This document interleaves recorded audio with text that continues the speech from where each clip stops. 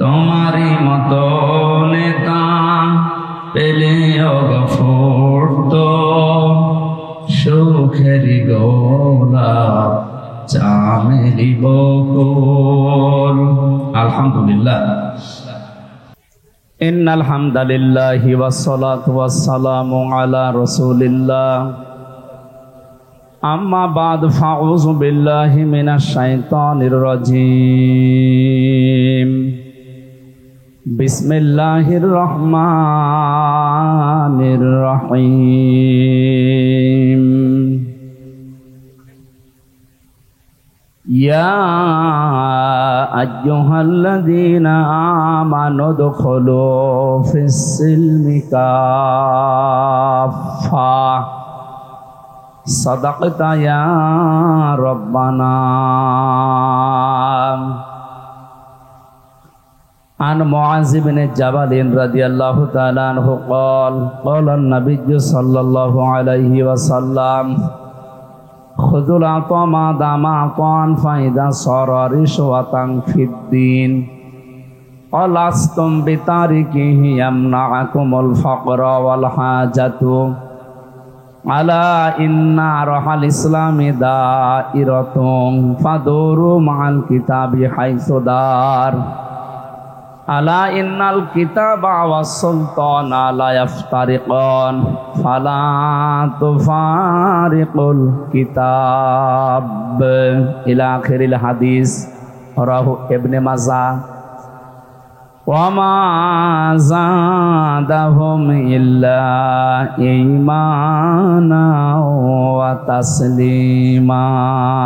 আল্লাহুম্মা সাল্লি আলা সাইয়্যিদিনা মাওলানা মুহাম্মাদ ওয়া আলা আলি সাইয়্যিদিনা। আলহামদুলিল্লাহ। বাংলাদেশের ঐতিহ্যবাহী জেলা ময়মনসিংহ ত্রিশাল থানার অন্তর্গত নামাপাড়া যুব সমাজের উদ্যোগে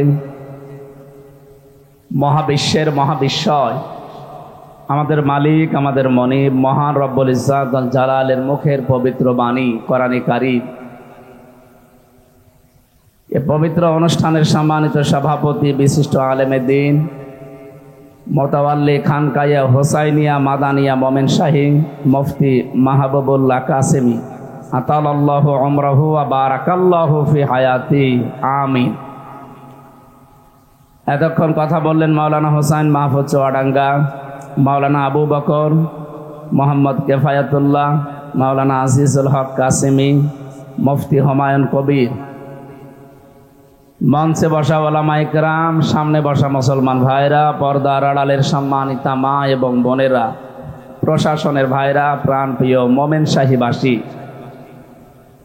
সব যখন সংস্কার আরম্ভ হয়েছে, পরিবর্ধন চলছে, আমার মনে হয় ময়মনসিংহ এইটাই রাখা দরকার, ময়মনসিংহ বাদ দিয়ে। সবই যখন চলছে সংস্কার, এটাও সংস্কার করে ফেলা দরকার। দল মত জাতি বর্ণ ধর্ম নির্বিশেষে কোরআনের এই অনুষ্ঠানে যারা আমরা ইবাদত মনে করে এসেছি, খুশি হয়ে বলেন আলহামদুলিল্লাহ। আপনারা দাঁড়িয়ে কি আরো বারবার বলা লাগে এখানে, এটা বন্ধ করে দিন। হ্যাঁ, বন্ধ করে দিন। মানুষের সম্মান মর্যাদা কোথায় আছে এখনো পৃথিবীতে অনেকে জানে না। অনেকে মনে করে যে জোর করে মনে হয় সম্মান পাওয়া যায়। জোর করে যে সম্মান মর্যাদা এটা পাওয়া যায় না, প্রমাণ হয়নি। তাই কথা বলে না কেন? কি হয়েছে দেখেছেন আপনি? হ্যাঁ, প্রশ্ন আসতে পারে তাহলে আপনারা এতদিন সম্মান দিলেন। দিয়েছি। কেন দিয়েছি? বাদশা হাজ্জাজ বিন ইউসুফ এই লোকটার জীবনী পড়তে গিয়ে পেয়েছি খুব জালেম ছিল। মন্ত্রী পরিষদ এসে বলছে, বাদশাহ আপনার জন্য তো বাইরে যাওয়া যায় না, আমরা গাড়ি নিয়ে বের হলে মানুষ শুধু আমাদেরও জালেম বলে, আপনাকে তো গালি দেয়, আমাদেরও দেয়। এই গালি দেয় কে দেখি চলো তো। ছদ্মবেশ নিয়ে একা একা রাস্তায় গেছে, এক গ্রাম্য লোকের সাথে দেখা। লোকটাকে ডাক দিয়ে বলে, এই বেটাই বাদশা হাজ্জাজ বিন ইউসুফ লোকটা কেমন? অত জালেম। না, ও জালেমের বাচ্চা জালেম। যে 2বার জালেম শুনেছে ওর মেজাজ গেছে খারাপ হয়ে। বেটা আমারে চেনো না? আমি সেই হাজ্জাজ বিন ইউসুফ। ও চিন্তা করছে আমার তো মাথা থাকবে না, যা বললাম। ডাক দিয়ে বলছে, বাদশাহ আপনি আমারে চেনেন না? আমি এই গ্রামের ওই লোক যার মাসে 2 দিন মাথা খারাপ হয়, আজকের তোর পয়লা দিন। ও তুই পাগল, পাগল বলে ছেড়ে দিয়েছে। তাছাড়া ওই দিন বাঁচার কথা ছিল। এক কথা বলেন না কেন? আমরা এই 15.5 বছরে পাগল বলেই বেশি আছে, তাছাড়া বাঁচার কথা। সম্মান আর মর্যাদা আল্লাহ রেখেছেন কোথায়? কোরআনে কারিমে আল্লাহ 1500 বছর আগে জানিয়েছেন। রব্বুল আলামিন বলেন, ইয়ারফাউল্লাহুল্লাযীনা আমানু মিনকুম ওয়াল্লাযীনা উতুল ইলমা দারাজাত। সূরা মুজাদালার 11 নম্বর আয়াতের মাঝের অংশে আছে। শব্দটা শুরুই করেছেন ইয়ারফা দিয়ে। এটা মুজারে, বর্তমান, ভবিষ্যৎ, প্রেজেন্ট, ফিউচার। আল্লাহ পাক বলেন, তোমাদের ভেতরে যাদের ঈমান আছে আর যারা জ্ঞান ইলম পেয়েছে, দিন যত যাবে তাদের মর্যাদা আমি বাড়াতেই থাকবো। শুধু বাড়িয়ে দিয়েছি এ শব্দ এখানে আল্লাহ দেননি। এখন যেমন বাড়াচ্ছি দারাজাত, বহু বচন দিয়েছে, দিন যত যাবে তাদের সম্মান বাড়তেই থাকবে। কিন্তু শর্ত হচ্ছে ঈমান হওয়া লাগবে শিরিক মুক্ত, আর এলেম হওয়া লাগবে আমল যুক্ত। বাংলায় বহু মানুষ আমরা দেখতে পাই ঈমান আছে কিন্তু ঈমানের সাথে শিরিক আছে। কি? আমি এক কথায় জবাব দিচ্ছি, যেহেতু সময় আজ কম পাবো, আমি শুধু থিওরি গুলো বলবো। আল্লাহ যেটা পারে ওইটা অন্য কেউ পারে, এই বিশ্বাস করার নাম শিরিক। শিরিক যারা করে তারা মুশরিক। এটা ক্লাস চলছে, একেবারে জবাব দেবেন ছাত্রের মতো। আবার এমন জবাব দেবেন না, না জানি এবার 5-এ ছিলেন 2-তে নামিয়ে দেওয়া লাগে। চাইলে এসে কাজ ছিল, কাঁদিস কেন? রেজাল্ট দিয়েছে, রেজাল্ট দিয়েছে, কাদার কি আছে? তুই ফেল না পাস? আব্বা ফেল করলে তো ক্লাসে থাকতে পারতাম, ছিলাম 5-এ, নামিয়ে দিয়েছে 3। আপনারা আমরা ওই রকম ছাত্র হলে তো সমস্যা। আমাদের অন্তত 5-এ থাকলে 6-এ ওঠা লাগবে আজকে।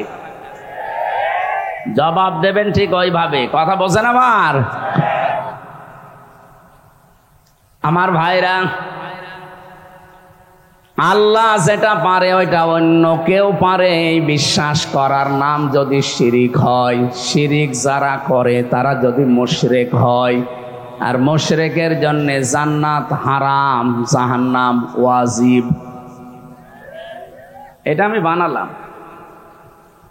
ইন্নাহু মাইয়ুশরিক বিল্লাহি ফাকাদ হারামাল্লাহু আলাইহিল জান্নাহ ওয়া মাআওয়াহুন নার ওয়া মা লিয-যালিমিনা মিন আনসার।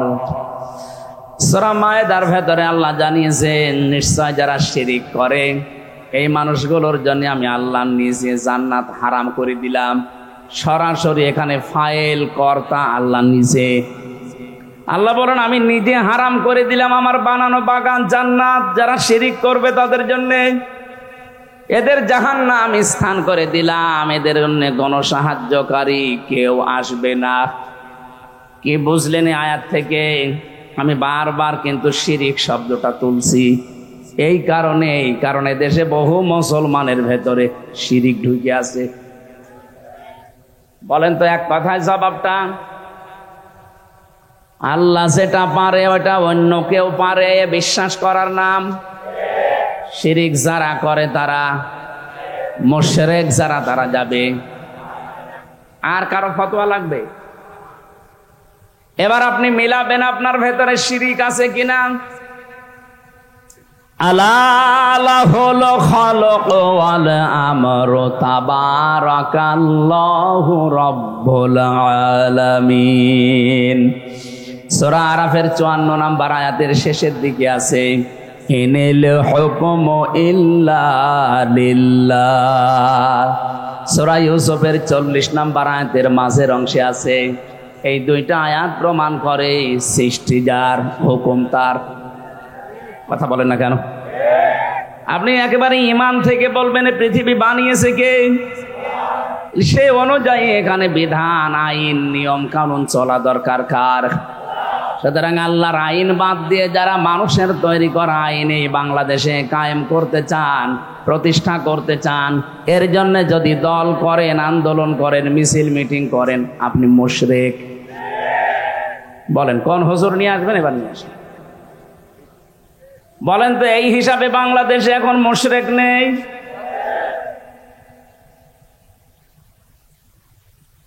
দুই 2024 সালের 5 আগস্টের আগ পর্যন্ত মাত্র 100 জনের 15 জন মানুষ এই দেশে এইটা বিশ্বাস করত যে ক্ষমতার উৎস আল্লাহ, আর বাকি 100 জনের 85 জন বলতো না, সে ডাইরেক্ট আর ইনডাইরেক্ট বলতো ক্ষমতার উৎস জনগণ।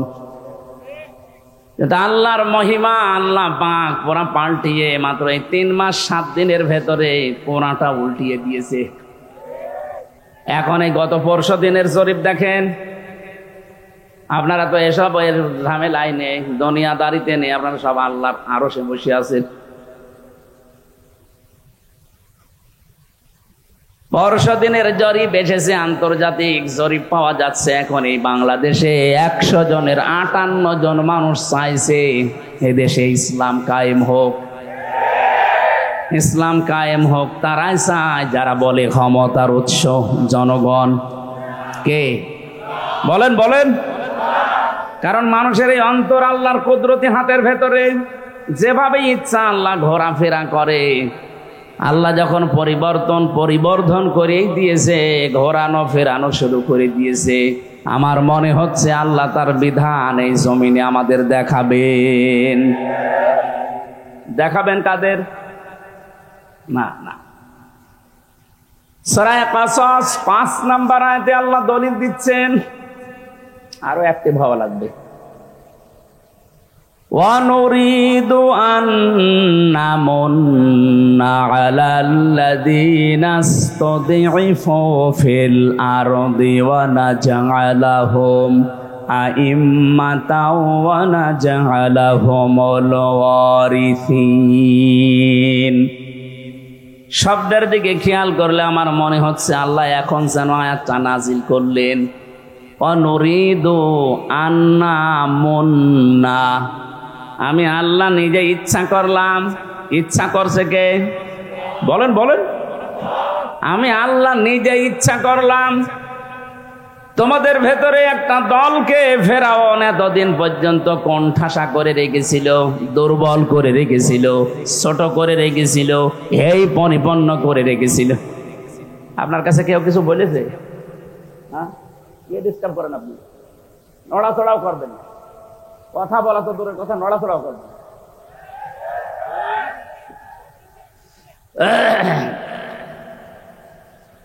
আমার ভাইরা, হাজার হাজার বছর আগে ফেরাউনের জামানার নাম শুনেছি আমরা। ওই জামানায় সে একটা দলকে কোণঠাসা করে রেখেছিল। ছোট, দুর্বল, নিম্ন, জুলুম, অত্যাচার, নির্যাতনের স্টিম রোলার চালিয়েছিল তাদের ওপরে। ওই দলটা মুসা নবীর দল। আমি যা বলছি সব কোরআন হাদিসের দলিল দিয়ে বলছি। যদি একটা কথা ভুল প্রমাণ করতে পারেন আমি এখান থেকে চলে যাব। ভুল প্রমাণ করতে না পারলে আপনাকে মেনে নেওয়া লাগবে। আপনি নিজেও কোরআন হাদিস পড়বেন না, চিন্তা ভাবনা করবেন না, কেউ বলবে আপনি মানবেনও না। আপনি কি হয়েছেন কি? সেই দিন চলে গেছে। আপনাকে এখন মানানো হবে। এই কথা বলেন না কেন? মানবেন না মানে আপনার বাপ মানবে। আপনি আয়াতটা মিলান তো একটু। ওই সময়ে মুসা নবীর একটা দলকে ফেরাউন টার্গেট করে একেবারে দুর্বল করেছিল। আর 2 নাম্বার টার্গেট ছিল ওই দেশে যত মানুষ আছে তাদেরকে ছোট ছোট দলে বিভক্ত করে দুর্বল করে রেখেছিল। আজ 1500 বছর পরে দেখেন এই বাংলাদেশে অনেকেই কিন্তু আমাদেরকে দলে বিদলে বিভক্ত করে ছোট ছোট করে রেখেছে। এটা আমরা অনেকে এখনো টের না পেলেও যারা এদেশের চিন্তাশীল আলেম তারা টের পেয়ে গেছে। জেলখানায় 3টা বছর আমি মাওলানা মামুনুল হক হাফিজাহুল্লাহ তার সাথে ছিলাম। মাঝে মাঝে বলতো, হামজা বাইরে থাকতে ভাবতাম কি, আরে ভেতরে এসে কি দেখছি। আমরা বাইরে টপি নিয়ে মারামারি করি, বুকে হাত বাঁধা নিয়ে মারামারি করি, জোরে আমিন নিয়ে মারামারি করি, আর এখানে এসে কি দেখছি, ওরা সব আমাদেরকে এক জায়গায় রেখে দিয়েছে। আমির Jamaat doctor Shafiqur Rahman, secretary general Mia Golam Parwar, Mamunul Haque, Sakhawat Hossain Razi, Amir Hamza সব এক ঘরে। বাইরে আমরা যাই করি, ভেতরে কিন্তু ওরা মনে করে সব এক, কারণ এরা সব আল্লাহকে চায়। এই কথা বলে না কেন? যারা বলে জনগণ ক্ষমতার উৎস, ওরা সব এক দল, সে যেই হোক।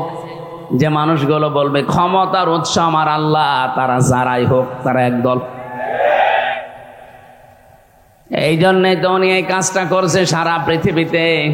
বাস্তবতা এখন দেখে না, আমরা এই বিষয়গুলো নিয়ে আর মারামারি কাটাকাটিতে নেই। আমাদের এখন দরকার সবচাইতে বড় বিষয় ঐক্য। কে ষড়যন্ত্র আরম্ভ করেছে আমাদের এই প্রতিবেশী নামে কলঙ্ক, কি শুরু করেছে দেখছেন। এখন শুনছি কাবা শরীফ নাকি দখল করবে, ওখানে নাকি মন্দির ছিল। কোরআনে কারীম জানিয়েছে, ইন্না আউয়ালা বাইতি উবদিআ লিন-নাস লাল্লাযী বিবাক্কাতা মুবারাক। সূরা আলে ইমরানের 93 নম্বর আয়াতে আছে, আল্লাহ পাক বলেন পৃথিবীতে সর্বপ্রথম ঘর যেটা বানিয়েছি ওটা বাক্কায়, তার মানে মক্কায়। এটা মক্কার প্রাচীন নাম। পৃথিবীর সর্বপ্রথম যে ঘরটা আল্লাহ বানালেন, সেই ঘরটাও যদি আপনার রাম মন্দির থাকে, কয়দিন পরে তো বলবে বাংলাদেশে যত মসজিদ আছে এখানে মন্দির ছিল। কি ষড়যন্ত্র আরম্ভ করেছে সূক্ষ্মভাবে একটু চিন্তা করে দেখেন। ফেনী থেকে চট্টগ্রাম, ঢাকার এই রাস্তাটা একটু সরু। ওরা বলছে এই সরু রাস্তার পাশে চট্টগ্রামের এই 5টা জেলা নিয়ে যদি আমরা নিয়ে নিতে পারি, তাহলে ওদের দেশ দুর্বল হয়ে যাবে। এটা একটা প্রতিবেশীর কথা হলো। আরে ভাই, আপনি কি যৌতুক নেবেন নাকি বলেন? আর যৌতুক দেব কি করে? মেয়ে তো পালিয়ে গেছে। পালানো মেয়ের আবার যৌতুক কিসের? মেয়ে যদি আমরা তুলে দিতাম তাও তো একটু যৌতুক চাইতেন। মেয়েই গেছে পালিয়েও, বিয়েই তো ছাতা মানি না। আর বিয়ে তো হবে না, কারণ আপনাদের তো ফুল হাতা আর আমাদের হাফ হাতা। ওদের ফুল হাতা না। যার কাছে গেছে বলেন তো, দাদার সাথে কিয়ামতের আগে বিয়ে হওয়া সম্ভব যতদিন হাফ হাতা না হবে, এবং কি কালেমা পড়া লাগবে। আপনি কালেমাও পড়বেন না, হাফ হাতাম হবে না, আপনার সাথে বিয়ে জায়েজ নেই, আমার আল্লাহর নিষেধ। সূরা বাকারা 221 নম্বর আয়াত। আমি বানিয়ে বলছি না, সব দলিল আছে।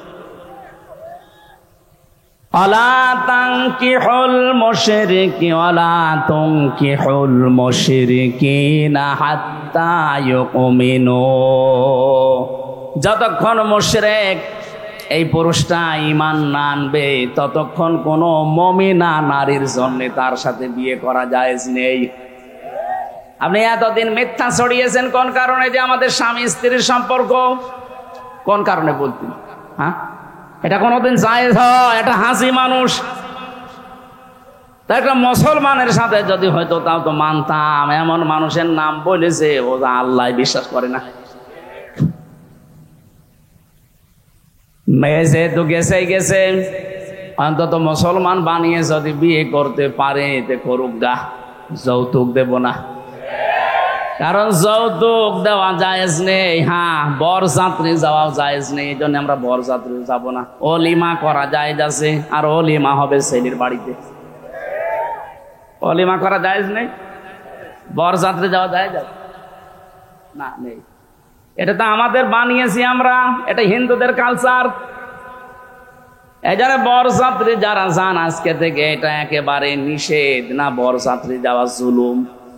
18 বছর, 20 বছর, 25 বছর এত কষ্ট করে একটা মেয়েকে লালন পালন করে খাওয়া দাওয়া লেখাপড়া করে আপনাকে দিচ্ছে, এই তো অনেক কিছু।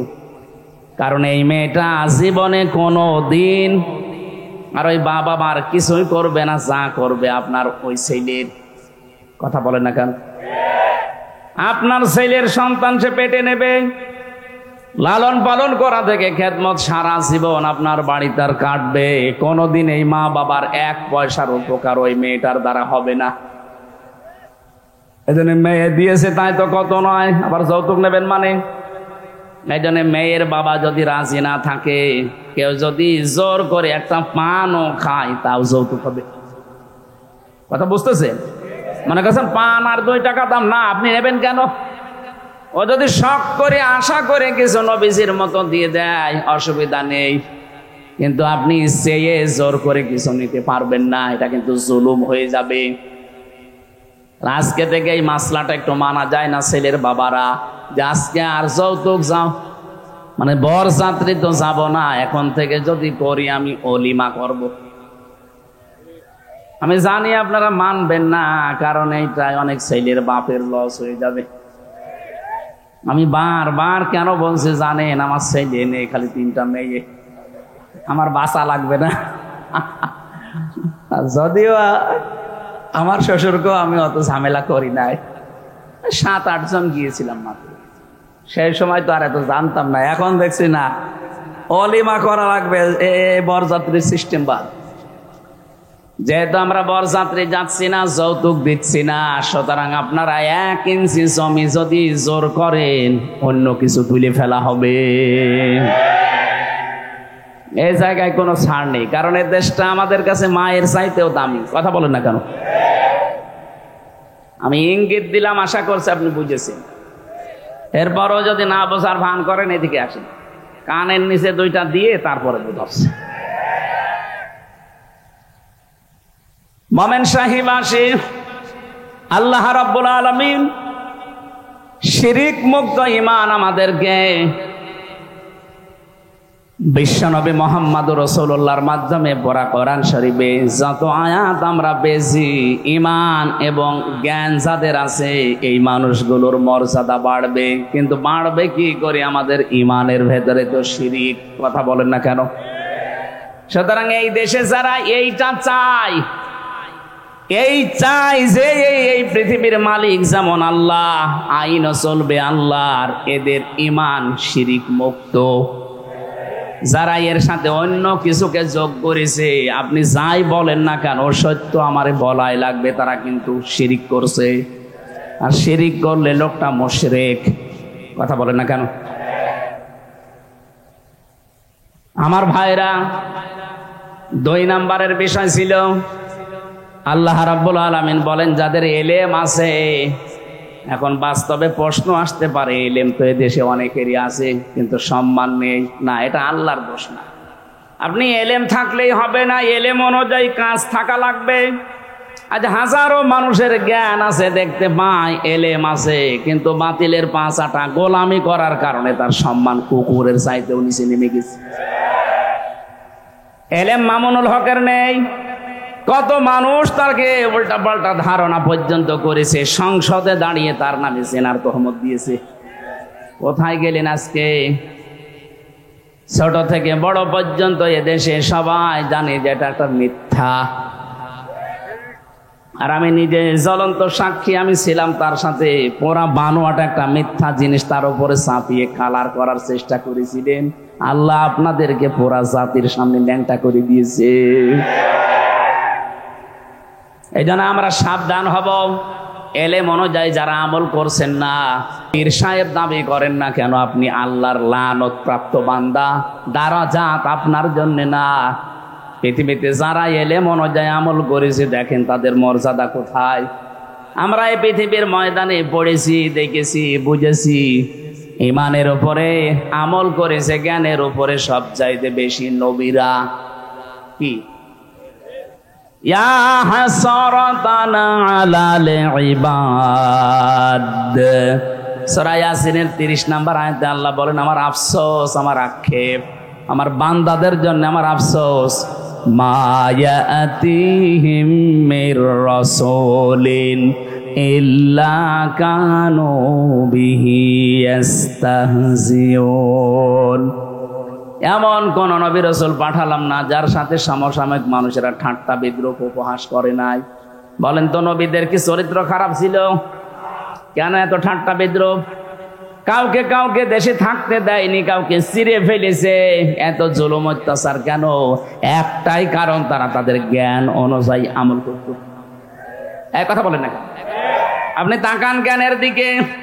মুসা নবী জ্ঞান অনুযায়ী আমল করার কারণে ওই জামানার যারা ইহুদি তারা তার নামই পাল্টিয়ে দিয়েছে যোসেফ। ওরা এখনো তামাম দুনিয়ায় যারা ইহুদি আছে মুসা নবীকে ডাকে কিন্তু যোসেফ বলে ডাকে। আমি তো বিশ্বের বহু জায়গায় ইহুদির সাথে মিশে দেখেছি। আমাদের নবীর কথা আলোচনায় উঠলে যখন বলি তখন বলে আমাদের নবীর নাম যোসেফ, অথচ নবীর নাম কি? বলেন বলেন। হযরতে মূসা আলাইহিস সালাম।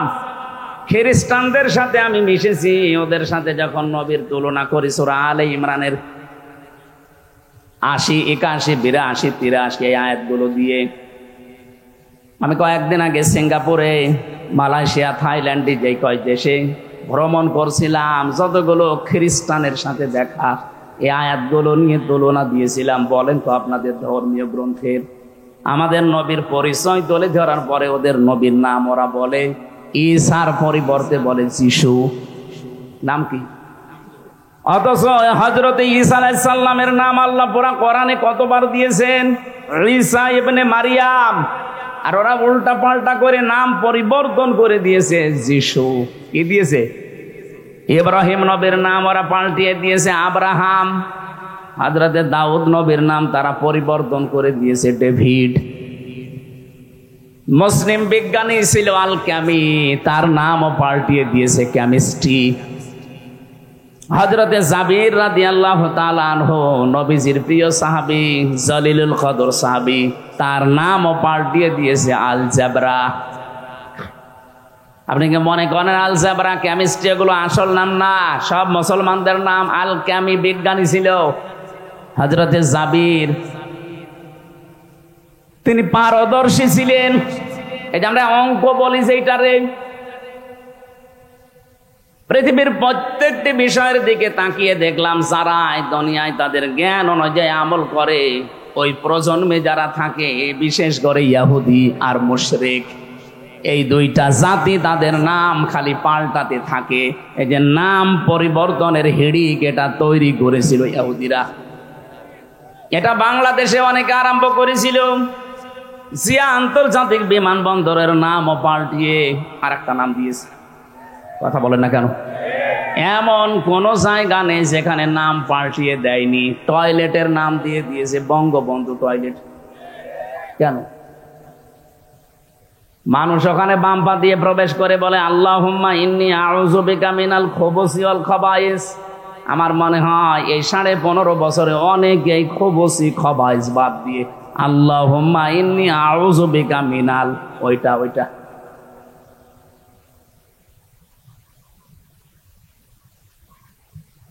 ওয়ালা তালমিজু আনফুসাকুম ওয়ালা তানাবাযু বিল আলকাব বিইসাল ইসমুল ফুসুক বাদাল ঈমান।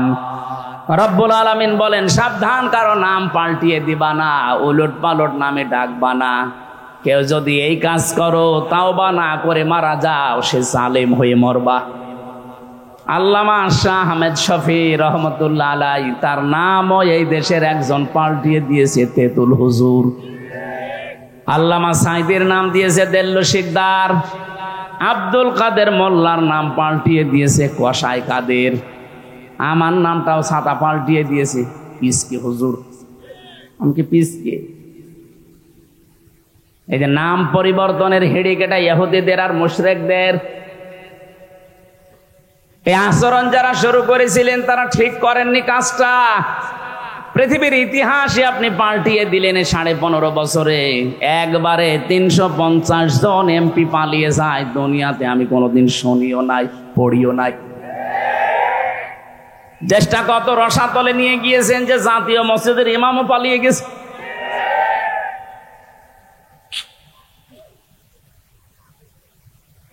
দুনিয়াতে যত ইতিহাস আমরা পড়েছি দেখেছি, আজ পর্যন্ত কোনো পালিয়ে যাওয়া মানুষ ফিরে এসেছে আমি আজও শুনিনি। আপনি চেঙ্গিস খানের নাম দেখেন, হিটলারের নাম দেখেন, এই যে লক্ষণ সেন 805 বছর আগে পালিয়েছে, আজও ফিরে আসেনি। আরে ভাই, 805 বছর আগে যদি যাওয়ার পরে ফিরে না আসে, আশরাফ ঘানি আজও ফিরে আসেনি, বাশার আল আসাদ আজও ফিরে আসছে না, আবার আসবেও না। মাঝখানের নামটা বললাম না, যারাই গেছে জীবনও আসবে না, আসলে জনগণ পিটিয়ে মেরে ফেলবে। কিছু যদি না করে থাকে শুধু আয়না ঘরের জন্য, অবশ্যই আপনার শাস্তি হবেই।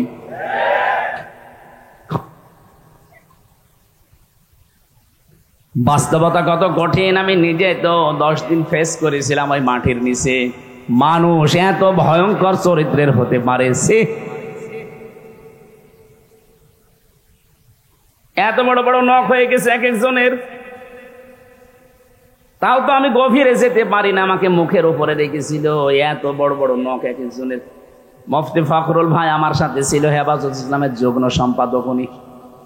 আমারে নিয়ে এইভাবে পায়ের ভেতরে হাত দিয়ে, সামনে যে লোহার ব্যারিকেড ছিল ওখানে হাত আটকিয়ে দিয়েছে।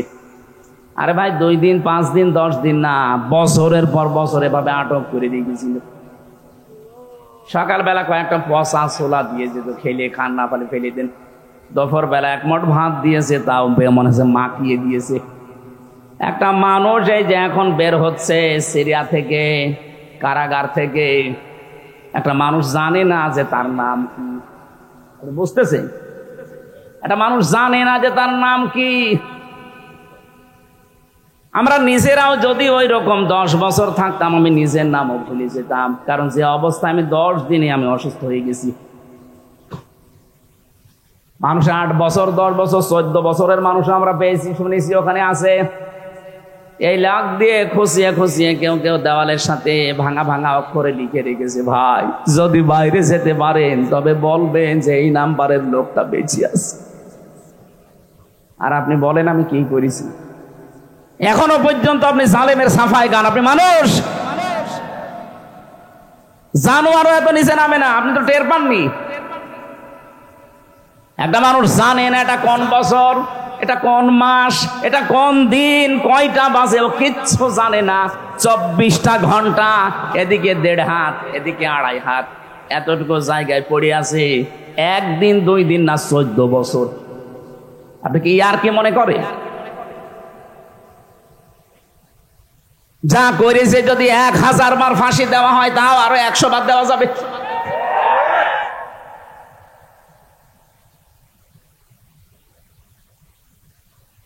আমি তো শোনা কথা বলছি না, আমার নিজের সাথেও তো হালকা কিছু হয়েছে।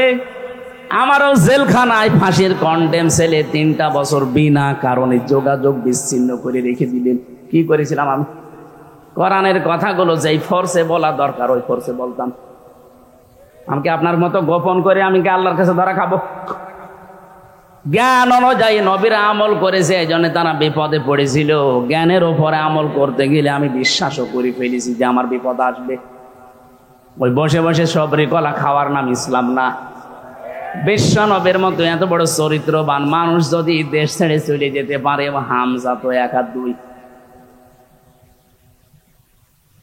এই জন্য আল্লাহর ইচ্ছা ছিল আমি মুসা নবীর এই অত্যাচারিত যারা, জুলুম নির্যাতনের শিকার যারা, এক পেশে হয়েছিল, কোণঠাসা হয়েছিল, এদেরকে আমি জমিনের নেতা বানাবো। ওয়ানাজালাহুমুল ওয়ারিসিন, এবং জমিনের ওয়ারিস, উত্তরাধিকারী তাদের বানিয়ে দেব। আল্লাহ ঠিক বানিয়েছিলেন, কথা বলে না কেন? অনুমাক্কিনা লাহুম ফিল আরদ, আল্লাহ বলেন কেন বানাবো জানেন? ও দুনিয়ার মানুষ, হে নবী আপনাকে আমি বলছি কেন মুসা নবীকে আমি ওয়ারিস বানিয়েছিলাম, ওই জাতির নেতা বানিয়ে দিয়েছিলাম যাদেরকে কোণঠাসা করে রেখেছিল ফেরাউন। কেন জানেন? অনুমাক্কিনা লাহুম ফিল আরদ, জমিনে আমি তাদেরকে শাসন ক্ষমতা দিয়ে দিয়েছিলাম। এবার কেন দিয়েছিলাম শোনেন, নুরিয়া ফিরআউনা ওয়া হামানা ওয়া জুনুদাহুমা মিনহুম মা কানু ইয়াহযারুন। আমি আল্লাহ দেখাতে চেয়েছি ফেরাউনকে, হামানকে আর ওর সৈন্যবাহিনীকে, ওরা সবচেয়ে বেশি যেই দলকে ভয় পেত ওই দলকে আমি ক্ষমতায় দিয়ে দেখিয়েছি যে দেখ কেমন লাগে। আমার তো মনে হচ্ছে এই দুইটা আয়াত আমাদেরকে আল্লাহ সামনে দেখাবে। এই দেশে যারা সবচেয়ে বেশি জুলুম, নির্যাতন, অত্যাচার এক পেশে কোণঠাসা হয়েছিল তাদেরকে আজ জমিনের নেতা বানিয়ে দিচ্ছে। মানুষের ভেতরে ওই বিশ্বাস, ওই আগ্রহ আল্লাহ তৈরি করে দিচ্ছে। এর চাইতে আপনি কি বুঝবেন? আর এতটুকু যদি আল্লাহ শেষ করে দিত, সত্যি কথা বলছে এই দুইটা আয়াত আমি পড়তাম না। জালেমদের দিকে এবার তাকান, এটা সূরা নমলে আছে 19 নাম্বার পারা 20 নাম্বার পৃষ্ঠা 7 নাম্বার লাইনের 52 নাম্বার আয়াতে আছে। আমি তো মিলিয়ে দেখেছি যে না, খাপের খাপ মিলে যাচ্ছে। আপনি মিলান, পেয়ে যাবেন। ফাতিলকা বুয়ুতুহুম খাবিয়াতাম বিমা যালামু। আল্লাহ পাক বলেন ফাতিলকা, এখানে যারা আলেম আছে আল্লাহ যেন এভাবে দেখাচ্ছেন, বাইতুন না দিয়ে বয়ুত বহু বচন দিয়েছেন, এরপর আবার হোম দিয়েছেন জমির।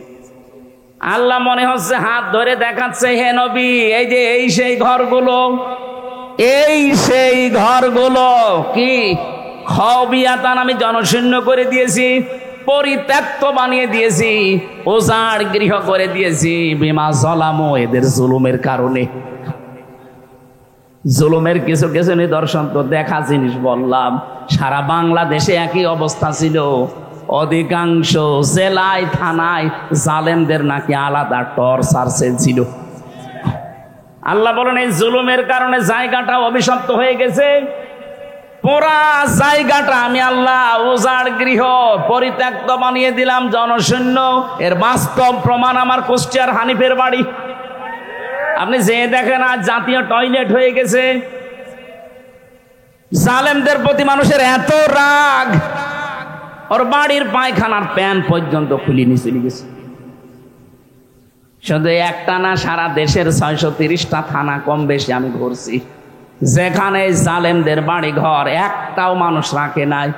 আল্লাহ মনে হচ্ছে নিজের হাতে সব জনশূন্য করে দিয়েছে। এতটুকু আল্লাহ শেষ করেননি। এবার পরের কথাটা আমাদের জন্য শুনতেছেন। ইন্না ফি যালিকা লাআয়াতাল লিকাউমিন ইয়ালামুন। এখানে লামে তাকিদ আছে। আল্লাহ বলেন অবশ্যই এর ভেতরে শিক্ষা আছে যারা জ্ঞানী মানুষ তাদের জন্য। এখন আমাদের শিক্ষা কি? এই জালেমদের এত বড় 15 বছরের শিকড়, কত নিচে ওদের শিকড় ছিল আপনি টের পেয়েছেন। দারোয়ান থেকে শুরু করে সংসদ পর্যন্ত প্রতিটি জায়গায় জালেমদের লোক সেট করা ছিল। আপনি টের পাচ্ছেন না? তাই যারা বাস্তবতার সম্মুখীন তাদের জিজ্ঞাসা করেন কি শিকড় তারা গেড়েছিল। আল্লাহ বলেন ফাকতিয়া দাবিরুল কওমিল্লাযিনা যালামু, জালেমদের শিকড় কেটে দেওয়া হয়ে গেছে। এদের এত বড় শিকড় কেটে যদি এদের বাড়ি ঘরগুলো আজ টয়লেট বানিয়ে দিতে পারে, আল্লাহ আমাদের জন্য লাম দিয়ে শিক্ষা দিয়েছেন, লামে তাকিদ, সাবধান। আগামীতে যদি কেউ ক্ষমতার চেয়ারে বসে, তারাও যদি জনগণের উপরে জুলুম করে, তাদের বাড়ি ঘর আমি পরিত্যক্ত করে দেব। আল্লাহ এটা পারবে না? এই কথা বলেন না কেন? এই জন্য যারা একেবারে আন্টি শান্টি নিয়ে আসেন, দাঁড়াও চেয়ারে বসে কি করি দেখো, কি করবা?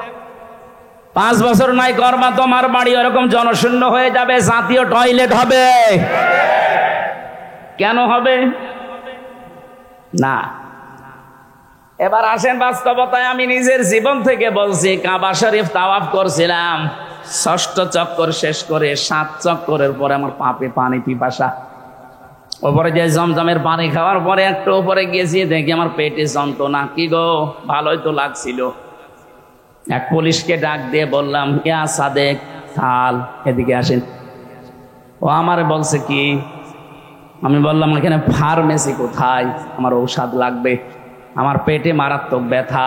এতক্ষণ তো আমার কিছুই হয়নি, ভালোই লাগছিল। পুলিশ আমারে বলে ইয়া হাজি ওল হজ্জা তাই না বেলা দোকা। ও হাজি দেশ কোথায়? জি তুমি বাংলাদেশ। বাংলাদেশ থেকে এসেছি। ওর ভাষা দিয়ে আমারে বলছে হাজি আপনি জানেন না এটা কোন জায়গা? না তো। আবু জেহেলের বাড়ি। আপনি এখনো পায়খানা না করে দাঁড়িয়ে আছেন, তাড়াতাড়ি করেন। পায়খানা করে দেখে আমার পেটের ব্যথা ভালো হয়ে গেছে। আল্লাহ যেন আমার হাত ধরে দেখাতে চায়, হামজা এত টাকা খরচ করে 6,500 কিলোমিটার দূর থেকে আসলে আরো শয়তানের বাড়ি পায়খানা না করে চলে যাবা, তাড়াতাড়ি করো। আমার ওই ঘটনা 16 সালের হজের ঘটনা আমার মনে পড়ছে। ঠিক এখন যেন বাংলাদেশে এইটাই করে দিয়েছে আল্লাহ। জালেমদের বাড়ি ঘরগুলো দেখলেই মানুষের এখন পোশাক পায়খানার চাপ দিচ্ছে। আপনি দেখেন ঢাকার ওই বাড়িটা কত আবেগ নিয়ে মানুষ যে চুমা খেত। 3 দিন আগের পত্রিকা দেখলাম, মানুষ একেবারে দলবদ্ধ হয়ে এদিকে এদিকে এদিকে এদিকে মনে হচ্ছে জামাতবদ্ধ পোশাক চলছে। এটা এমনি করে নাই, জায়গা পর্যন্ত আল্লাহ জুলুমের কারণে অভিশপ্ত করে দেয়। এই জন্য যারা হজ করতে যায় একটা জায়গা আছে দেখবেন একটু জোরে যাওয়া লাগে, কারণ ওই জায়গাটা অভিশপ্ত জায়গা।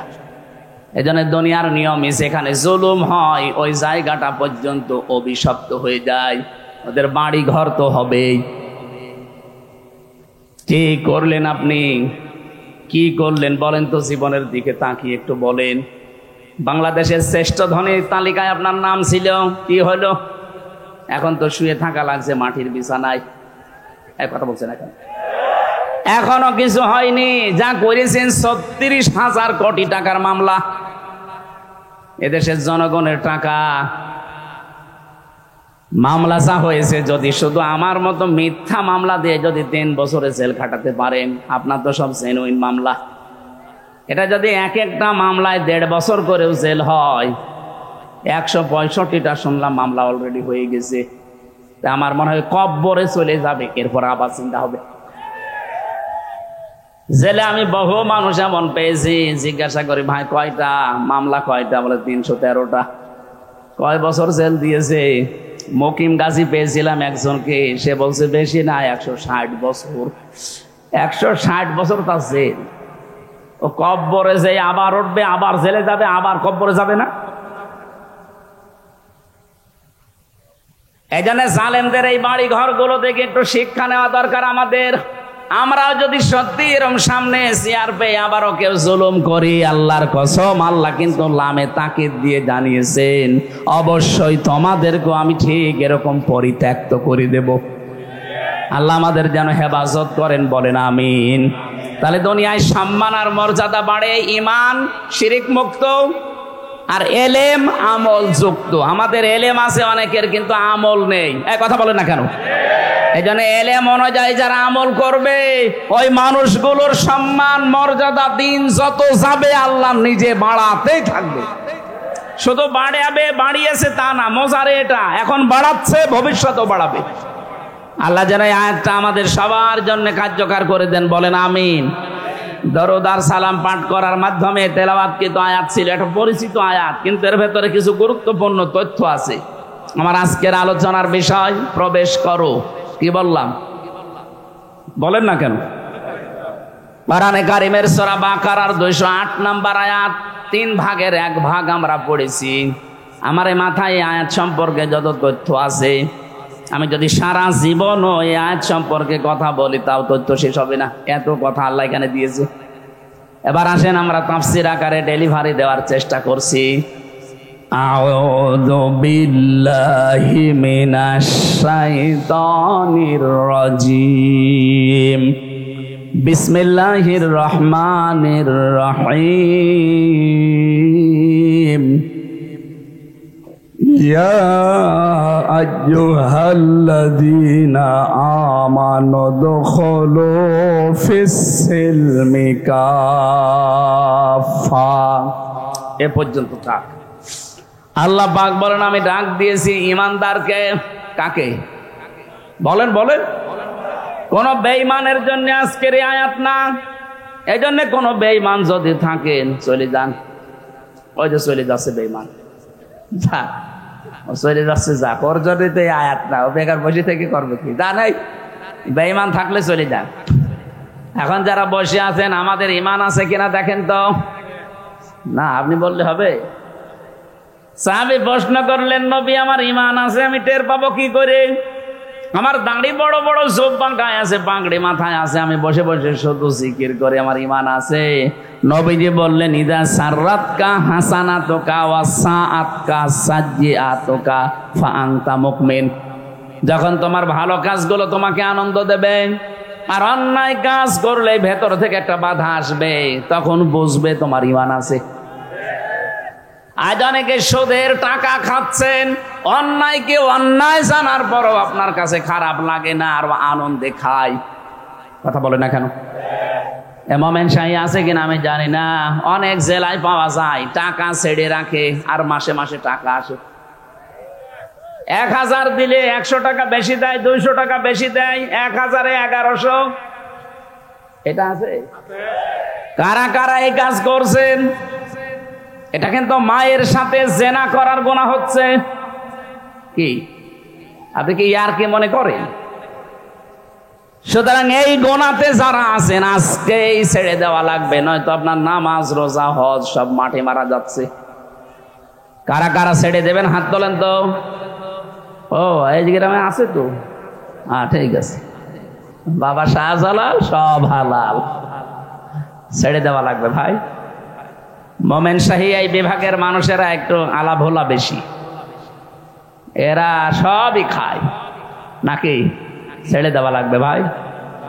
ব্যাংকিং ব্যবস্থায় অর্থনীতিতে যদি পবিত্র জীবন তৈরি করতে হয়, যতদিন দেশে যাকাত ভিত্তিক অর্থনীতি কায়েম না হবে ততদিন পর্যন্ত নির্দ্বিধায় আপনি ইসলামী ব্যাংকে কারবার করবেন। আপনার সোনালী, চৈতালি, রূপালী, অগ্রণী যত রকমের ব্যাংক আছে সব কিছুর তুলনায় ইসলামী ব্যাংক অন্তত ইমানের দিক থেকে এগিয়ে আছে। এখন বলেন না সবই শোধ, হ্যাঁ ঠিক আছে। নবীজি নিজে 13 বছর মক্কায় থাকতে নামাজ আদায় করেছিলেন না করেননি? যে সময় নামাজ পড়তেন ওই 13 বছর কাবা শরীফের ভেতরে মূর্তি ছিল 313টা। বলেন 313টা মূর্তির সামনে নিয়ে তিনি 13 বছর নামাজ পড়লেন, ওনার নামাজ হয়েছে? হ্যাঁ এরা বলে না কেন? হ্যাঁ নামাজ হয়নি। মূর্তির সামনে নিয়ে নামাজ হইলো কি করে? যতদিন পর্যন্ত মূর্তি ওখান থেকে ফেলে দেওয়ার মতো ক্ষমতা হাতে পাননি। হ্যাঁ মদিনায় যাওয়ার পরে রাষ্ট্রনায়ক হওয়ার পরে নিজে এসে মূর্তি ভেঙেছিলেন, কিন্তু এর আগে তিনি মূর্তি ভাঙা দূরের কথা ফেলে দেওয়ারও সাহস পেয়েছিলেন। কথা বলেন না কেন? যতদিন পর্যন্ত দেশে ইসলামী রাষ্ট্র কায়েম না হয় ততদিন আপনি মূর্তির সামনে নিয়ে নামাজ পড়েন। সব ব্যাংকে আছে কম বেশি 100% বেঁচে থাকা সম্ভব না। এদেশে যতদিন যাকাত ভিত্তিক অর্থনীতি কায়েম না হবে ততদিন পর্যন্ত আপনি জীবনেও পারবেন না। তারপর ব্যবসায়িক যে নিয়ম নীতিগুলো আছে ইসলামী অর্থনীতিতে একটু পড়াশোনা করবেন। মোশারাকা আছে, মোদারাবা আছে, মোরাবাহা আছে, বায়ে সালাম আছে, বায়ে ইস্তেসনা আছে, বায়ে মুআজ্জাল আছে, কত রকমের নিয়ম আছে ব্যবসায়। এগুলো আপনি অন্য ব্যাংকে যান পান কিনা, কিন্তু ইসলামী ব্যাংকে এগুলোর অ্যাপ্লাই করার চেষ্টায় আছে। আরে ভাই কিছু কাজ আছে সেগুলো রাষ্ট্র ক্ষমতা ছাড়া সম্ভব না, ওইটার জন্য আল্লাহ আপনাকে ধরবে না। কারণ নবীজি যদি নিজে মূর্তির সামনে নিয়ে 13 বছর নামাজ পড়তে পারেন, আমরা যতদিন পর্যন্ত যাকাত এই দেশে রাষ্ট্রীয়ভাবে কায়েম করতে না পারবো ততদিন পর্যন্ত আপনি করেন। এদের শরিয়া বোর্ড আছে, বড় বড় আলেম আছে, গোনাহ হলে আল্লাহ তাদের দেবে, আপনাকে বাঁচিয়ে দেবে। এক কথা বলছেন। আর যদি বলেন না বাবা শাহজালাল সব হালাল, ৭৫,০০০ কোটি টাকা এসেছে এই শয়তানরা ধ্বংস করে ফেলেছে একেবারে এই অর্থনীতিটা। কত সুন্দরভাবে উপরে উঠছিল, একেবারে ধস নামিয়ে দিয়েছে। অন্তত ইমানের দাবি অনুযায়ীও যদি হয় এখানে কারবার করেন, আপনাকে বাঁচিয়ে দেবে আমার আল্লাহ। আর যারা জমি জায়গার ব্যবসা করেন, এখানে যারা আলেম আছে তাদেরকে বলছি, আমি জানি না এই জেলায় আছে কিনা, আমি 1 বিঘা জমি এই ভাইকে দিলাম, 1 লাখ টাকা নিলাম। যতদিন জমি করে খাবো টাকা ফেরত দেওয়া লাগবে না, যখন জমি ফেরত দেবে টাকা ফেরত নেবে। কি বলে এটারে? এটা মায়ের সাথে জেনা করার গুনাহ হচ্ছে। কারা কারা করছেন এটা হাত তোলেন তো। আপনি যে বললেন এই এলাকায় আছে, না আমার মনে হয় এলাকায় নেই। শরম কিছু নেই, আপনি যদি করে থাকেন, আমি কয়েকটা পদ্ধতি বলছি, ওটা জায়েজ আছে। হাত তোলেন তো কারা কারা করছেন এটা। এই আপনি দাঁড়ান, দাঁড়ান। আপনি কি বুঝে করেন নাকি আন্দাজে?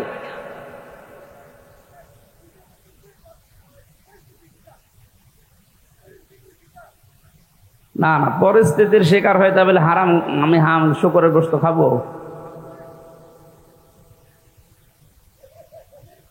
ঠিক আছে, মাহফিলের পরে আপনাকে নিয়ে বসছি, আমি মাসলাটা আগে বলি নেই।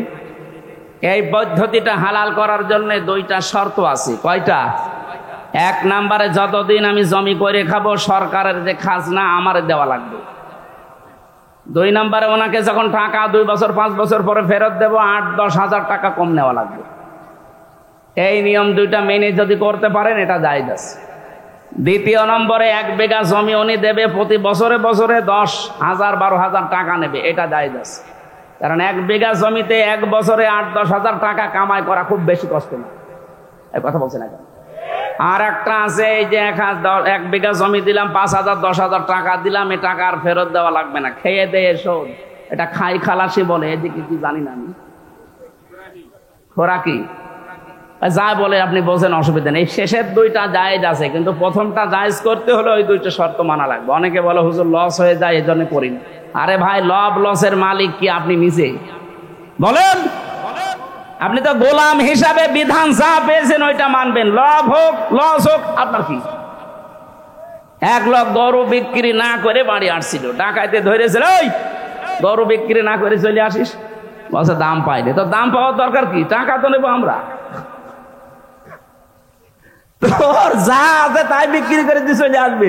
তোর 10,000 হলো, টাকা তো তুই বাড়ি নিয়ে পারবি না, টাকা তো আমাদের, তুই বিক্রি করবি না কোন কারণে? আপনি হচ্ছে গোলাম, লাভ হোক লস হোক আপনার দেখার দরকার কি? এক কথা বলেন না কেন? গোলামের কোনো কথা থাকে না। এবার আসেন, যে আয়াত পড়েছিলাম এই কথাটাই বলার জন্যে আল্লাহ পাক ইমানদারকে ডাক দিয়ে বলেছেন, ওদখুলু, প্রবেশ করো, ফিস-সিলমি কাফা।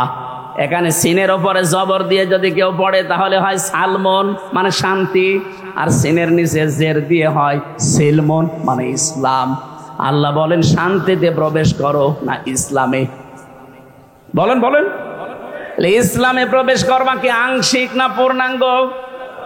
কতটুকু পূর্ণাঙ্গ? শেষের শব্দ কাফা, পরিপূর্ণভাবে। এই পরিপূর্ণ ইসলামে প্রবেশ করার নিয়ম কি? আল্লাহর এই ঘোষণা অনুযায়ী এখন থেকে যদি আমি সহ প্রত্যেকেই বলি, আল্লাহ আমি ইসলামে প্রবেশ করতে চাই, আংশিক না পরিপূর্ণ? আরো জোরে বলেন বলেন। পরিপূর্ণ ইসলামে আপনি প্রবেশ করেছেন, এর প্রমাণ কি? এর আলামতের নিদর্শনের চিহ্ন হচ্ছে 5টা। কয়টা? আপনার জীবনে যদি এই 5টা জিনিস থাকে, যে হ্যাঁ এই 5টা আমি দুনিয়ায় মেনে চলতে পারি, তাহলে বুঝবেন আপনি পরিপূর্ণ ইসলামে প্রবেশ করেছেন। আমি কথা বোঝাতে পেরেছি? 1 নম্বরে, আত্মসমর্পণকারী হবেন আপনি। এখন আত্মসমর্পণ করবেন কার কাছে? কিভাবে করবেন, কার কাছে করবেন? আমাদের জাতির পিতা ইব্রাহিম নবী শিখিয়েছেন, দেখিয়েছেন। গাছের মাথায় বসে তিনি কোড়াল দিয়ে কাটছিলেন। আল্লাহ পাক বলেন আসলিম, আত্মসমর্পণ করো, ইয়া ইব্রাহিম। হযরত ইব্রাহিম ওখান থেকে ডাক দিয়েছেন, আল্লাহ আমি কি করে আত্মসমর্পণ করি? এখান থেকে সূরা বাকারা 131 নম্বর আয়াতে আল্লাহ বলেন, ওখান থেকে গাছের মাথায় বসে কোড়াল দিয়ে খাতনা করো। উনি খাতনা করার পরে ডাক দিয়েছিলেন, ক্বালা আসলামতু লিরাব্বিল আলামিন। মহাবিশ্বের প্রতিপালক, যেখানে দেখবেন আল্লাহর বিধান, আপনার নিজের মন মতো আর কিছুই থাকবে না, এর নাম আত্মসমর্পণ করা। হযরত ইব্রাহিম আত্মসমর্পণ করে তার সন্তানদেরকে ডাকলেন। এবার আসেন, আমরা যারা পিতা আছি আমাদের দায়িত্ব ইব্রাহিম নবীর কাছ থেকে শিখে নেওয়া, কারণ আমরা সন্তান ইব্রাহিমের। কার? ووصى بها إبراهيم بنيه ويعقوب يا بني إن الله اصطفى لكم الدين فلا تموتن إلا وأنتم مسلمون। হযরত ইব্রাহিম ডাক দিয়ে বলেছিলেন, হে আমার কলিজার টুকরা সন্তানেরা, এবং ইয়াকুব নবীও একই কথা জানিয়েছেন, ইন্নাল্লাহ আস্তাফা, অবশ্যই আল্লাহ মনোনীত করেছেন, পছন্দ করেছেন, চয়ন করেছেন, নির্বাচিত করেছেন লাকুমুদ্দিন, তোমাদের জন্য দিনকে। কি বলেন বলেন? দিন মানে এখন যে দিন চলছে এই দিন। দিন মানে এই যে লাকুমুদ্দিনের আগে আলিফ লাম আছে, কোন দিন? আল্লাহ নিজে দলিল দিয়েছেন দিন, ইন্নাদ-দীনা ইনদাল্লাহিল ইসলাম, আমার কাছে মনোনীত একটাই দিন আছে, তার নাম ৪,৫০০ দিন এখন চলছে দুনিয়ায়। কত? ৪,৫০০।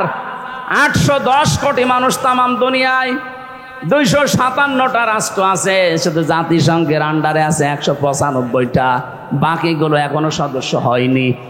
২৫৭টা রাষ্ট্রের ভেতরে ৮১০ কোটি মানুষ ধর্ম দিন পালন করছে ৪,৫০০। আল্লাহ বলেন একটা দিনও আমি আল্লাহর কাছে গ্রহণযোগ্য না, একটা গ্রহণযোগ্য, তার নাম ইসলাম। জীবনে কিছুই যদি আমরা না পেয়ে থাকি, যারা ইসলাম পেয়েছি বলেন আলহামদুলিল্লাহ। ওমাই ইয়াবতাগি গায়রাল ইসলামি দীনান ফালা ইউকবালা মিন ওয়া হুয়া ফিল আখিরাতি মিনাল খাসিরিন। সূরা আলে ইমরানের ৮৫ নম্বর আয়াতে আল্লাহ জানিয়েছেন, যে বা যারা ইসলাম বাদ দিয়ে দুনিয়ার অন্য কোনো দিন দিয়ে আমি আল্লাহকে রাজি করতে চাই, ফালাই ইউকবালা মিন, মজারের আগে লান এসেছে, গ্যারান্টি দিচ্ছেন আল্লাহ এখনো হচ্ছে না, ভবিষ্যতেও হবে না, ওর জীবনের কোনো কিছু আল্লাহর দরবারে কবুল হচ্ছে না, হবে না। বলেন নাউজুবিল্লাহ। এই আয়াত অনুযায়ী বাংলায় কত মানুষ এখন ক্ষতিগ্রস্ত বলেন? আখিরাতে তো ধরা খাবেই, দুনিয়াও তার ক্ষতিগ্রস্ত। এই জন্য আমি আপনাকে বাঁচাতে চাই, ইসলাম বাদ দিয়ে যদি বিয়ে করেন ওটা বিয়ে নয়। কথা বলেন না কেন? ইসলাম বাদ দিয়ে যদি বিয়ে করে ওটা বিয়ে। ইসলাম বাদ দিয়ে যদি কেউ টয়লেটে যায়, ওই টয়লেটও হবে না। আপনি মনে করছেন টয়লেট করা আর কি না, এটাও ইবাদত।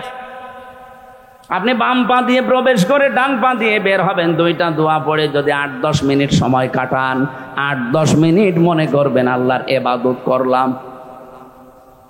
টয়লেট ৮-১০ মিনিটে যদি ইবাদত হয়, ২৪ ঘন্টা কিভাবে চালাবেন ওটা যদি আল্লাহর বিধান রাসূলের তরিকায় হয়, পুরাটাই হবে ইবাদত। কথা বলে না কেন? আমাদের আছে এইটা ঠিক আছে, ব্যবসা বাণিজ্য, খাওয়া দাওয়া, লেনদেন, এগুলো আমরা অনেকেই দিন মনে করছি, কিন্তু পরিবার চালাতে হবে, সমাজ চালাতে হবে, রাষ্ট্র চালাতে হবে, রাজনীতি করতে হবে, এইটাকে দুনিয়ার কাজ মনে করে ছেড়ে দেই। এইটাও যে দিন অনেকে জানেও না, বুঝতেও চায় না। সুতরাং আপনার ব্যবসা যদি আল্লাহর হুকুমে হয়, নামাজ যদি আল্লাহর হুকুমে হয়, পররাষ্ট্র নীতি এখন যেগুলো কোরআনে আছে, সূরা মাইদার ৫১ নম্বর আয়াতটা পররাষ্ট্র নীতির আয়াত। এখন যারা দায়িত্বে আছেন এই আয়াতটা অ্যাপ্লাই করা দরকার। কথা বলেন না কেন? যারা আজ আমাদের বিপদে ফেলার চেষ্টায় আছে তারাই বিপদে পড়বে যদি এই আয়াতটা একটু শক্ত করে ধরা যায়। সূরা মাইদার ৫১ নম্বর আয়াত। কারণ ওরা তামাম বর্ডার গুলোর দিকে তাকান, আমাদের এই প্রতিবেশীরা পাকিস্তানের বর্ডারে মায়ের খায়, চীনের বর্ডারে মায়ের খায়, নেপালের বর্ডারেও মায়ের খায়, মায়ানমারেও মায়ের খাচ্ছে, শুধু আমাদের মারে। আমাদের মারে কেন? পাকিস্তানকে মারতে পারে না, চীনকে মারতে পারে না, আমাদের মারবে কোন কারণে? আমরা কোরআনে কারিমের পররাষ্ট্রনীতির আয়াত যেগুলো আছে এগুলো যদি সামনে নিতে এইটাকে দিন মনে করে চালাতে পারতাম, আত্মসমর্পণ করতাম আল্লাহর বিধানের সামনে, তামাম পৃথিবীর সবার ভেতরে আল্লাহ আমাদের ভয় ঢুকিয়ে দিত। পৃথিবীতে সবচাইতে বেশি মরণকে ভয় পায় মুশরিকরা। সূরা বাকারার ভেতরে আল্লাহ জানিয়েছেন ওয়ালা তাজিদান্নাহুম আহরাসান নাসি আলা হায়াতি ওয়া মিনাল্লাযিনা আশরাকু ইলা আখিরি আয়া। হে নবী, অবশ্যই আপনি দেখতে পাবেন মুশরিক যারা, তার হায়াতের প্রতি, জীবনের প্রতি সবচাইতে বেশি লোভনীয়। এইজন্য ওদেরকে আপনি যদি মরণের ভয়ে ফেলতে পারেন, ওরা এমনিতেই নত হয়ে যাবে। আমরা শুধু বলেছি যে চিকিৎসার জন্য যাব না, দাদারা এখন রণব হয়ে গেছে। ওদেরকে মরণের জায়গায় কামড় দেওয়া লাগবে। ওরা সবচাইতে বেশি ভয় পায় মরণকে। বাংলার মুসলমানেরা যারা দায়িত্বে আছেন তাদেরকে বলছি, এই মুহূর্তে আমাদের দেশকে যদি সুরক্ষিত রাখতে হয়, বহির্বিশ্ব এবং আন্তর্জাতিক যে চক্রান্ত, এটার সবচাইতে বড় গুটি জ্বালতেছে এই প্রতিবেশীরা। এদের থেকে এখন মুখ ফেরান, কারণ আশপাশের প্রত্যেকটা দেশ যদি ভারত ছাড়া চলতে পারে, আমরাও চলতে পারবো। কথা বলে না কেন? ব্যবসা বাণিজ্য এখন পাকিস্তানের সাথে আবার মতো ফিরে যান, চীনের সাথে লাগান, তুরস্কের সাথে লাগান, নেপালের সাথে লাগান। ও দাদারা এমনি কালকে আব্বাসান বলে ডাকবে। ওদের ওপরে ওপরে যা, ভেতরে কিন্তু এরকম নেই, আমি জানি। কারণ 17, 18, 19, 20 4 বছর পুরা ভারত আমার ঘোরা শেষ। আমি দেখেছি ওদের দুর্বলতার জায়গা কোনটা। সবচাইতে বেশি ভয় পায় মরণকে।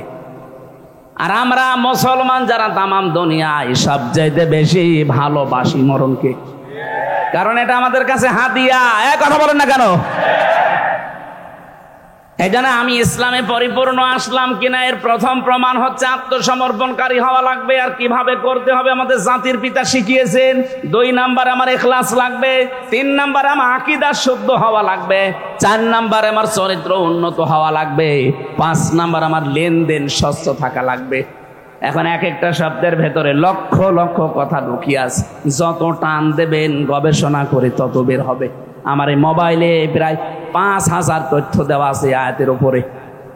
এখন যেহেতু মাগরিবের নামাজ সামনে, আর আমার সে এশার পরে আলোচনা আছে সে গাজীপুর, কাপাসিয়া, অনেক দূরে। আমি এই জন্যে সময় আর দিচ্ছি না। আমার গাড়িতে আমার জেলখানার লেখা কিছু বই আছে, শিক্ষিত মানুষেরা যাওয়ার সময় নিয়ে যাবেন। অনেকগুলো তথ্য ওখানে দিয়েছি। মা বোন যারা এসেছেন আপনাদের জন্য আলাদা করে কিছু বলতে পারলাম না। আগামীতে আসলে মাহফিল রাতে নেবেন। কোন জায়গায় যে একজন আজকে 30 সাল থেকে এসেছিল, কারা যেন, ওনাদের এই মাহফিলটা আমি রাতের বেলা দেখি চেষ্টা করব। একটা মাহফিলই হবে একদিন, খালি রাতের বেলা। ওরা জেলা মিলে যদি 2টা দেওয়া যায়, এই মাথায় একটা ওই মাথায় একটা, পুরা জেলা কভার হয়ে যাবে ইনশাল্লাহ। আগামীতে আসবো, কথা দিচ্ছি। আবার আজকের মতো আমার শরীর এবং সময়ের দিকে খেয়াল করে শেষ করলাম। ওই গাড়ি থেকে যাওয়ার সময় একটু নিয়ে যেন। আল্লাহুম্মা আমিন। লা ইলাহা ইল্লা আনতা সুবহানাকা ইন্নী কুনতু মিনাজ জালিমিন। আল্লাহ তাআলা, যেভাবে আরম্ভ করেছিলাম ঘন্টার পরে ঘন্টা সময় লাগতো, মাগরিবের নামাজ আমাদের সামনে, আমার শরীর এবং কণ্ঠের দিকে খেয়াল করে আমি শেষ করে দিলাম। যতটুকুই বলেছি আল্লাহ আমি সহ প্রত্যেককে আমল করার তৌফিক দাও। সওয়াব যদি দিয়েই থাকো কোটি কোটি গুণে বাড়িয়ে দাও, নবীজির রওজায় পৌঁছিয়ে দাও। এ মাহফিল বাস্তবায়নের জন্য যারা শ্রম দিয়েছে, এই নামাপাড়া যুব সমাজ, যত যুবকরা কাজ করেছে, আল্লাহ যুবকদেরকে হযরতে আলীর মতো বানিয়ে দাও। এদেরকে যে মা পেটে নিয়েছে, মায়ের পেট তুমি খাদিজাতুল কুবরার মতো কবুল করে নাও। আজকের মাহফিলের সভাপতি একজন আলেম।